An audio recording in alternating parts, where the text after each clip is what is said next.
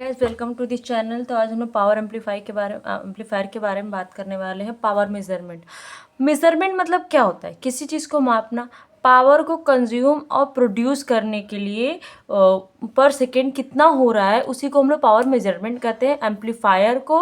Amplifier का दोनों plus minus को रजिस्टर से जोड़ देते हैं, उसके बाद लोड लगा देते हैं, फिर उसके बाद लोड को एक क्या कहते हैं कि एक मतलब कि नीचे स्पेस से जो मतलब कि एक बोल सकते हो कि इसको क्या बोलते हैं मुझे ये नहीं पता, मतलब इसको ज़मीन से जोड़ देते हैं। एनी डिवाइस और सर्किट कितनी एनर्जी कंज्यूम और प्रोड्यूस कर रही है पर सेकेंड, उसी को हम लोग बोलते हैं पावर मेजरमेंट। ठीक है, पावर मेजरमेंट इसी को बोलते हैं। ठीक है, आपको इतना चीज समझ में आया? देखो, ये टाइप्स होते हैं, एसी से टाइप्स होते हैं और डीसी से। एसी से क्या होते हैं? एसी से 3 टाइप्स होते हैं, active power, reactive power, apparent power. Active power क्या होता है? V I cos theta. Real power को जो वर्क करता है उसे ही हम एक्टिव पावर कहते हैं। रिएक्टिव पावर क्या होता है? जो यूजलेस पावर को मेजर करता है उसे रिएक्टिव पावर कहते हैं, वी आई साइन थीटा। ठीक है, और अपरेंट पावर क्या होता है? एक्टिव पावर रिएक्टिव पावर का जो टोटल होता है उसी को हम अपरेंट पावर कहते हैं। ठीक है, उसके बाद बात करते हैं हम लोग पावर फैक्टर। पावर फैक्टर क्या होता है? Power of efficiency ratio. मतलब पावर और इफिशियंसी का जो रेशियो होता है उसी को हम लोग पावर फैक्टर बोलते हैं।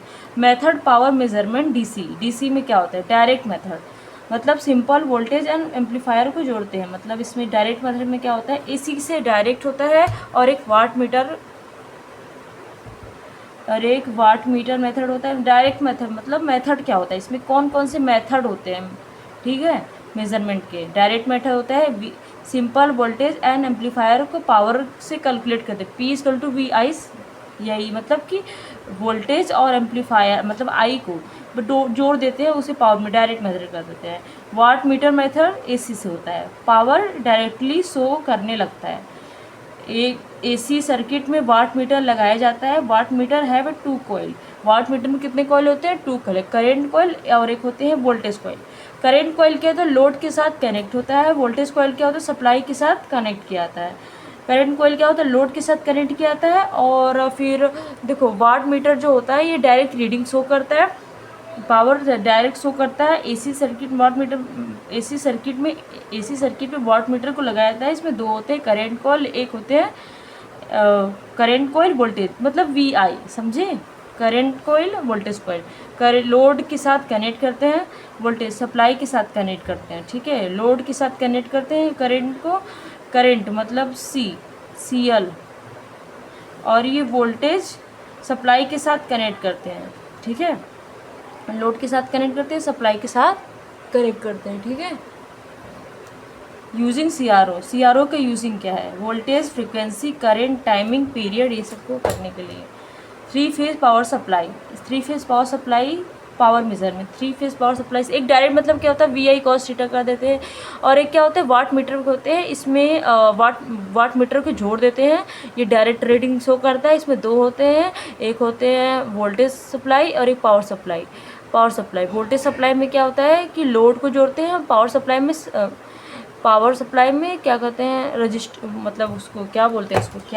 लोड को जोड़ सप्लाई के साथ कनेक्ट किया जाता है वोल्टेज को। ठीक है, 3 phase power supply have different method. 1 watt meter method only for balance load, 2 watt meter method for both balance unbalance, मतलब बैलेंस और अनबैलेंस के लिए किया जाता है।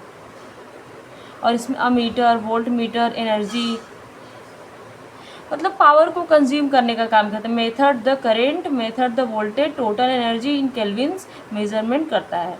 3 फेज पावर सप्लाई है डिफरेंट मेथड यूज़ किया जाता है। 1 watt meter method only for balance method, 2 watt meter method for both balance and unbalance.